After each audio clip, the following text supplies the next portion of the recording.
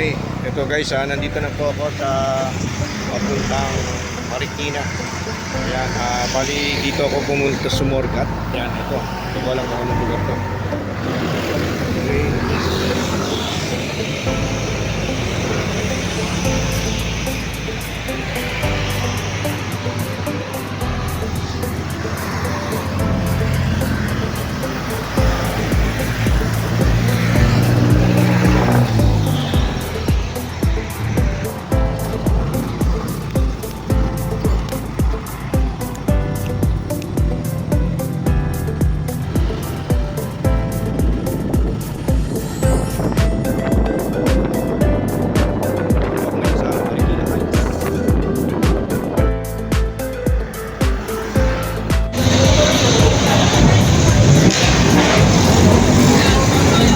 Sa area ng Cainta, Rizal. Yan, sa Barangay Sumulong. Yan. Dito ako, sa area.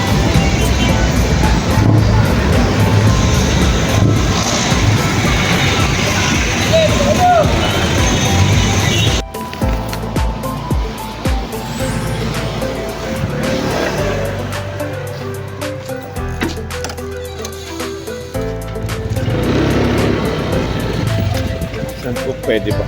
Dito po sa isa.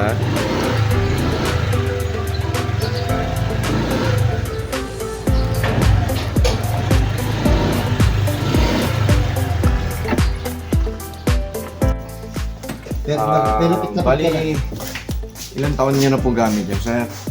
Ilang taon na kami?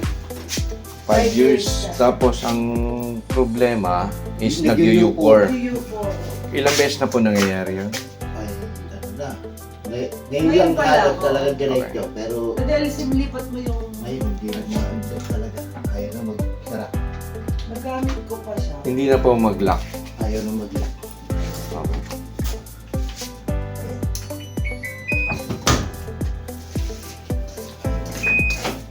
Ayun, tumutuloy na ba na mag-UFO na. Yun na. Okay. Itong isa okay naman po. Prior yan. Nililawalay ko kasi. Bababa ito. Yan. Okay guys, isang mapagpalang umaga po ngayong araw na to. Nandito po tayo ngayon sa Marikina Heights, dito sa West Drive. Yan. Ayan po si Sir Manny. Siya po yung tumawag sa atin. Nakita po tayo sa YouTube channel. Bali, siyempre, gagawa tayo dito ngayon ng isang whirlpool na front load. Ang problema is nag-U-pour po siya. No? Yan. Bago tayo magsimula, siyempre, welcome to my vlog, Brian B. Tequilacroy. Mabuhay po, tiga Marikina. Yan. Thank you po. I got so motherfucking design on right now. Bring it down, bring it down, bring it down. I got 3 whole thoughts to the top.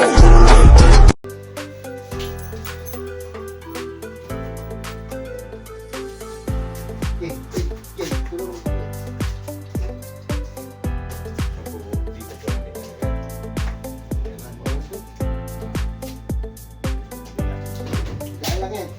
Dahil po yan.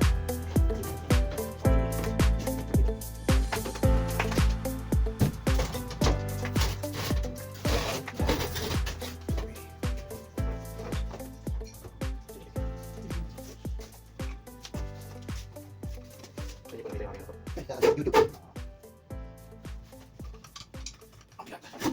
Ito, bakit malaki yan?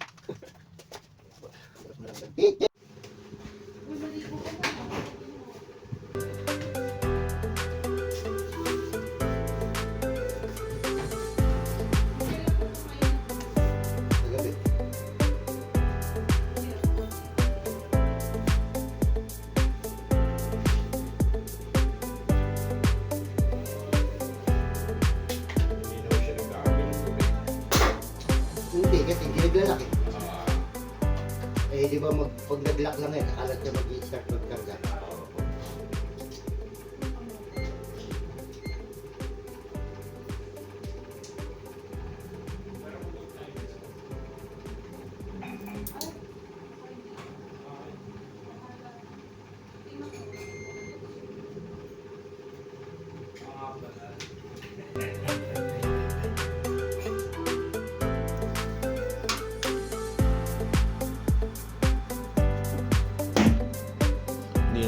Nag-lock na ho.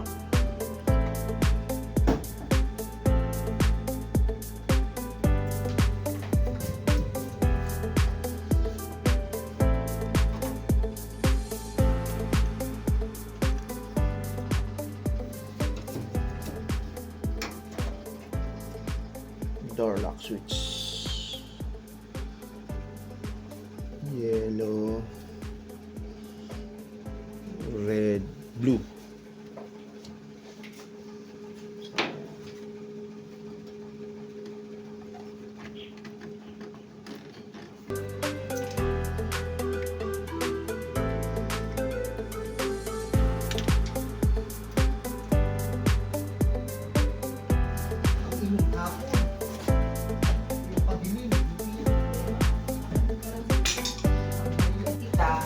Block o barado yung mga ugat, arteries Barbula. niya. Yung Hindi bar- valvula. Pag valvula, ibang case yon. Sa kanya, artery, ugat. Ah, Yung ugat, yun yung nagsusupply ng oxygen sa puso mo. minsan eh, hirap kang gusto mong huminga kaya gusto mong magdigay Oo, ayaw. so nare-relieve ka pag nagdidigay ka. Tama, tama. Kasi isang ugat na lang yung umaandar sa'yo. Nahihirapan siyang Pero kaya pa yun. Hindi. Dapat. Hindi na rin. Kasi yung main arteries, yung block. So ang puso natin may two main arteries, left and right. Sa kanya, both barado. So ang nagsusupply na lang na ugat is yung maliliit. So dapat i-angioplasty siya. Eh, hindi na kaya kasi block. Kaya ang ginawa, binaypass na lang. Kumuha ng ugat dito sa ano niya. Tapos, Yun yung nilagay na bypass. dinugtong. So isipin mo yung EDSA, yun yung puso mo. Yung traffic, yun yung bara na ugat. So para makadaan ka doon or makadaan yung oxygen, naglagay ng flyover. Yun Ah. yung bypass. Doon dadaan ngayon. So ang puso niya is good as new. So doon na dadaan sa bypass na yun yung oxygen na nagsusupply. Lang yun. Wala kang, walang ano yun, walang tawag dito. Okay guys, ito. Bali ito yung pinaka door lock switch niya. Yan. Titingnan natin tong kaya pa nating ma-repair pero deep inside minsan ito na po yung nagiging problema sa U4 na po. Ngayon ito po yung sikreto na pag once na na-lock, ito po yung hinihila sa ilalim. Kaso nga lang ito nga po pag pinagana mo na is totally tutunog-tuk tapos mamaya-maya mag-U4 na rito tapos pag pinatay mo na siya totally hindi naglalak talaga kasi ito ang kadalasan pag once na nagka-error minsan gano'n na nangyayari, ito may problema. And tingnan natin kung bakit hindi naglalak, kung nandito po ba ang problema o dito sa kanyang mga wirings dito kasi minsan kadalasan gano'n po yung nangyayari. Saksak natin to. Try natin.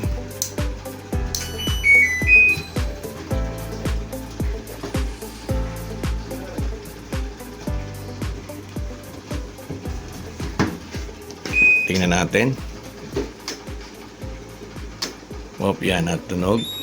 Yan, nag-i-error na siya. Error U4. Ulitin natin.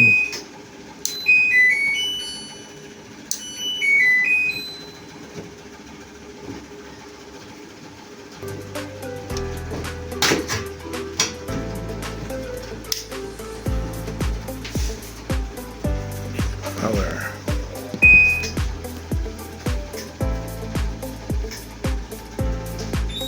U4 pa rin. U4.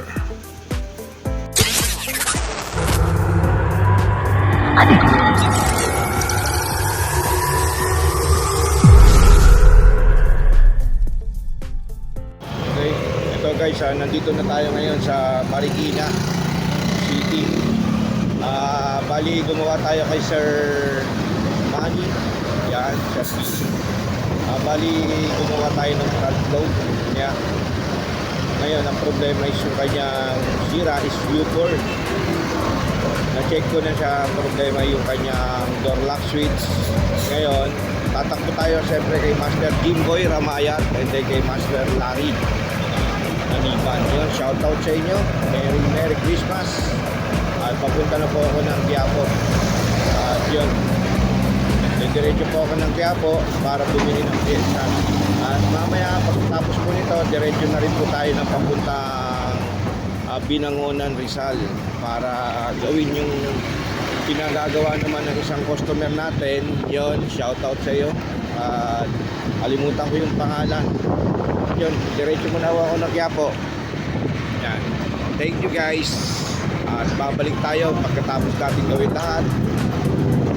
Punta tayo ng Kalambalag muna. Guys, bali nakabili na po ako ng ito, yung door lock switch niya. Siyempre ako yung nagpapasalamat kay Master Jimboy Ramayat, then kay paring Larry Master Aniba. Yan. Bali ito po yung nabili ko. Yan, yung merong ano. Mas mabibili nyo lang to kay Master Jimboy Ramayat. Yan. Ang pagkakaiba po niya, ito po yung bago, no? Yan, yung bago. Ito. Sa reading po niya is 204. 203 to 204 po. Yan. Medyo hindi na makita rito yan. Papakita ko sa inyo. No? 204. Ito namang isa, pag i-reading mo, is mababa na po yung resistance niya.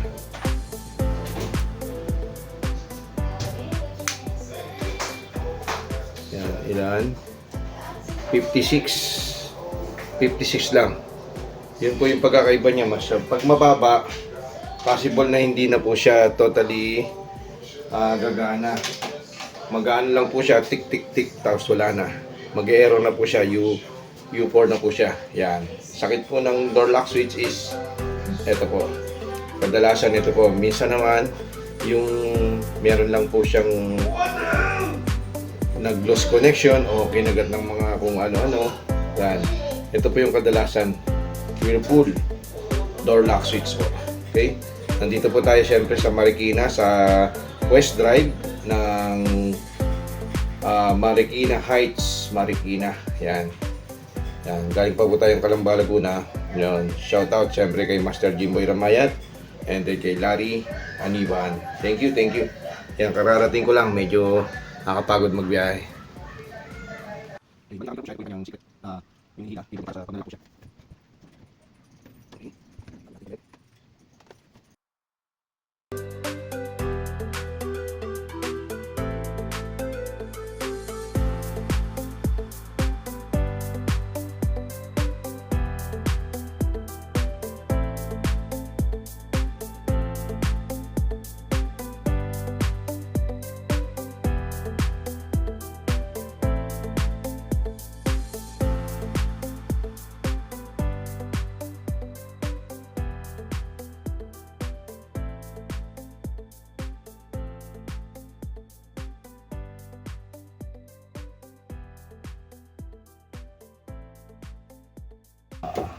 Okay, testing na lang po natin sir na isasarado ko muna po. Ako. Okay, nawala na po yung U4. Naayos na po natin ngayon. Testing na po natin siya.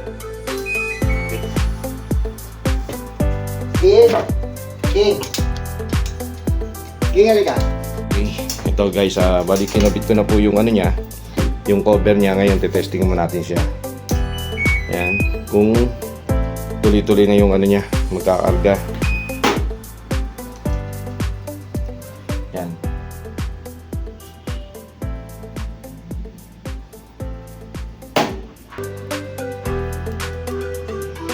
Minutes, tapos maglalak po siya ulit. Yan, naglock. Yan, naglagay na ng tubig. Okay. Yan, yung U4 po, sakit po niyan is minsan nag-error dahil po sa door lock switch. Ngayon, pag hindi po nagkarga, ang U4 po is nandito lang po sa switching, o either na may putol o either na may problema po sa circuit niya or dito sa kanyang door lock switch. Ngayon, ang resistance po niya dun sa ACC, sa BCC is 204 to 209. Dapat ganun po yung lalabas na resistance niya. Pag nag-58 to pababa 54, ibig sabihin po is may problema na po yun. Yung ano nyo po, yung pinaka door lock switch. Yan. No? Yan, medyo may sabon-sabon pa. Okay? Yan, minsan ang pagkasanhi niyan is dito na luwag ang saksakan o either na nagpa-fluctuate po yung kuryente. Okay. Yan, bali naglalaban na po siya. Titingnan natin yung mabula na. Yan, 9 minutes. Okay na po yung ano, hindi na po siya nag-error. Yan. Ibig sabihin, ang problema lang po niya is door lock switch. Pag ganun po ang problema natin, ang laging problema natin yung kanyang ano dito. Minsan, hindi pa tapos, binubuksan na to. Yun ang masama. Kadalasan ganun no kasi ginagawa. Hintayin po natin tong mag-unlock yung kanyang yung kandado na yan, yan, kung titingnan natin yung sign na yan. Yan, pag nag-unlock na siya, yung pwede na natin buksan. Huwag natin pipilitin. Okay? Yan, tuloy-tuloy na po siya.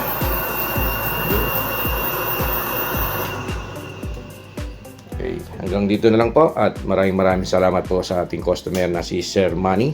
Thank you. At tayo po yung napili niyang gumawa ng kanyang washing machine na Whirlpool na front load dito sa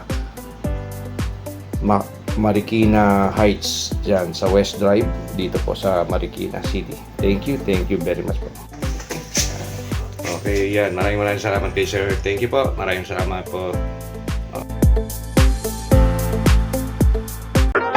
I got so motherfucking design on right now.